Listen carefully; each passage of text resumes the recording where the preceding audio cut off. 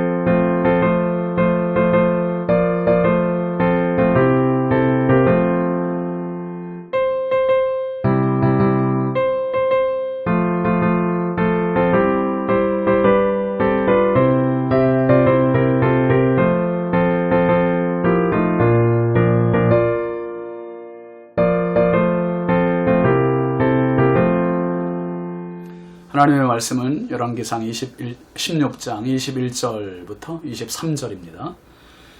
그때 이스라엘 백성이 둘로 나뉘어 그 절반은 기나스의 아들 디브니를 따라 그를 왕으로 삼으려 하고 그 절반은 오므리를 따랐더니 오므리를 따른 백성이 기나스의 아들 디브니를 따른 백성을 이긴지라.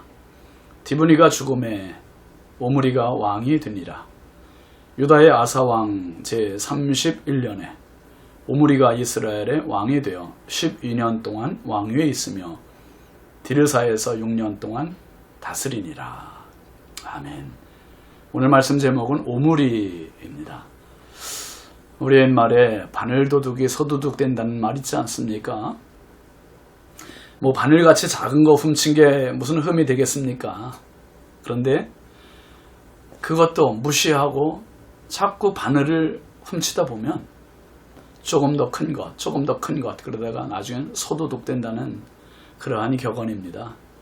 이스라엘, 특별히 북이스라엘의 첫 번째 왕인 여로보암이 하나님 앞에서 죄 짓는 것에 대해서 크게 가책을 받질 않아요. 크게 세 가지 죄가 있었잖아요. 그 단과 베델에 이제 제단을 쌓은 일반 백성들을 제사장으로 만든 일, 또 절기 비슷한 날짜를 절기로 지킨 일, 이 세 가지 죄가 있었는데 여로보암은 그런 죄를 얼마나 하나님 앞에 정말 무거운 죄를 저지른 건데 죄에 대한 가책이 없습니다. 심각하게 여기지도 않아요. 그러더니 이제 오므리 왕에 와서는 가장 악명 높은 왕조가 돼요. 오므리 왕조는 이 오므리가 왕가의 시조, 창시자입니다. 그리고 그 아들 아합, 또 손자 아하시아, 증손자 요람까지 4대에 걸쳐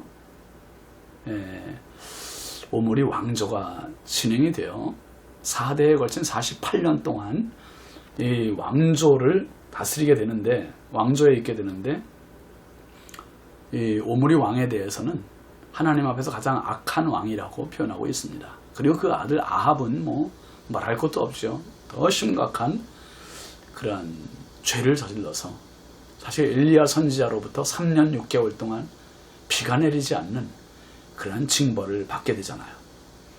지금 북이스라엘은 대혼란입니다. 여로보암 그리고 그 아들 나답으로 이어지는 왕조가 바하사에 의해서 반란을 겪게 되고, 바하사가 여로보암의 아들 나답을 죽이잖아요. 그리고 바하사가 왕이 됩니다. 그리고 바하사가 죽으면서 아들 엘라에게 또 왕위를 계승해 줘요. 그런데 엘라라는 바하사의 아들이 불과 2년만 왕으로 있고 시므리라는 사람의 신하에 의해서 반란을 당하고 죽어요 또. 그리고 시므리는 또 어떻습니까? 시므리는 7일 천하.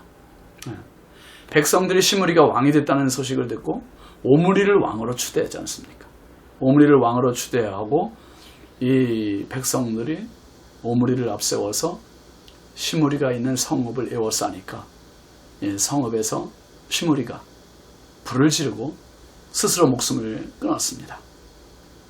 일대 대혼란이 계속 반복되는 겁니다. 징벌, 재앙, 저주, 죽음, 심판, 진노, 이런 것들이 계속 이어져요. 오늘 본문 21절 말씀에 보면 그때 이스라엘 백성이 둘로 나뉘어 그 절반은 기낫의 아들 디브니를 따라 그를 왕으로 삼으려 하고 그 절반은 오므리를 따랐더니 그랬습니다. 지금 또 혼란이 이어지고 있습니다. 여러분, 하나님이 떠난 나라는, 하나님이 떠난 백성은, 하나님이 떠난 가정은 이렇게 혼란만 가중되는 겁니다. 무질서와 혼란, 혼돈, 파괴, 참 죽고 죽이는 악순환이 계속 반복되지요. 백성의 절반은 디브니라는 사람을 따라서 왕으로 삼으려 하고요, 또 절반은 오므리를 따라서 왕으로 추종하려고 합니다. 북이스라엘이 지금 남유다 북이스라엘로 나눠진 상태에서 북이스라엘 안에서도 양분이 된 거예요. 한 나라 두 왕 체제를 또 겪게 되는 겁니다. 아마 이런 부분들이 참 통합이 쉽지 않은 것 같아요. 우리나라도 지금 보수와 진보의 진영이 싸움이 너무 심각하지 않습니까? 참 통합이 그렇게 쉽지 않아요. 북이스라엘이 지금 그런 지경입니다. 결국 싸움으로 전개가 되죠. 22절 말씀 보세요. 오므리를 따른 백성이 기낫의 아들 디브니를 따른 백성을 이긴지라. 디브니가 죽음에 오므리가 왕이 되니라. 정권을 놓고 국론이 분열되자 자기들끼리 싸우는 자중질환이 일어났습니다. 싸움의 결과는 디브니가 죽고 오므리의 승리입니다. 그래서 오므리가 왕으로 등극을 하게 되지만 그가 왕이 되고 오랜 기간 동안 4대에 걸쳐서 대대로 왕위를 계승한다고 해서 꼭 성공적인 왕이라고 볼 수는 없습니다. 지금 북한도 마찬가지잖아요. 김일성, 김정일, 김정은이 3대 세습 됐다고 해서 그걸 성공이라고 봅니까?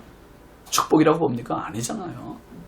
지금 오므리의 왕가도 마찬가지예요. 오므리 왕조도 오므리, 아합, 아시아, 요람 쭉 내려가는 그 4대에 걸친 악의 악순환, 악의 축의 역할을 하고 있을 뿐입니다. 오므리 왕조도 축복이 아니고요. 김일성 왕가도 축복, 김일성 그 3대 세습도 축복이 아니잖아요. 악인의 성공이 축복처럼 보이는 경우도 있습니다. 그러나 보일 뿐이에요. 오므리에 대해서 성경은 오므리가 이전의 모든 왕보다 더욱 악했다라고 평가합니다. 드디어 우리가 익숙해하는 아합 왕으로 이어지는 오므리 왕조, 이 오므리 왕조가 시작되었습니다. 참 무시무시한 죄악의 문이 열린 겁니다. 성경은 우리에게 이렇게 명령합니다. 데살로니가전서 5장 21절 22절 말씀에 보면 범사에 헤아려 좋은 것을 취하고 악은 어떤 모양이라도 버리라. 작은 악이라도 용납하지 말라는 거예요. 작은 악이 큰 악이 되고 결국 그렇게 해서 생긴 가문이 오므리 왕조입니다.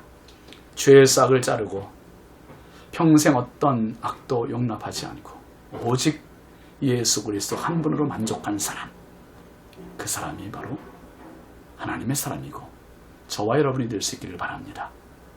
오므리 왕조, 우리는 오므리 왕조가 아니라 예수 그리스도를 왕으로 모시는 사람들입니다.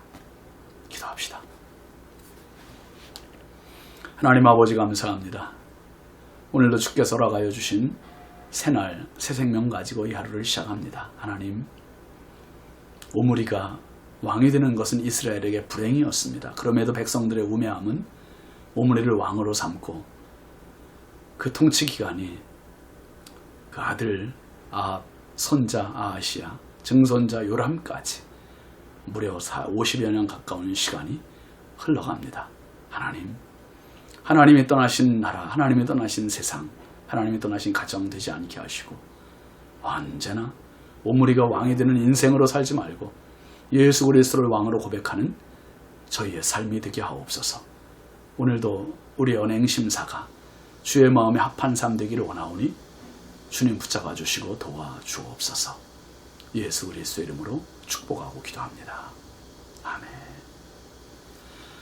예, 오늘 토요일 잘 쉬시고 주님과 동행하며 내일 기쁨으로 또 주일 예배 만날 수 있기를 바랍니다. 감사합니다.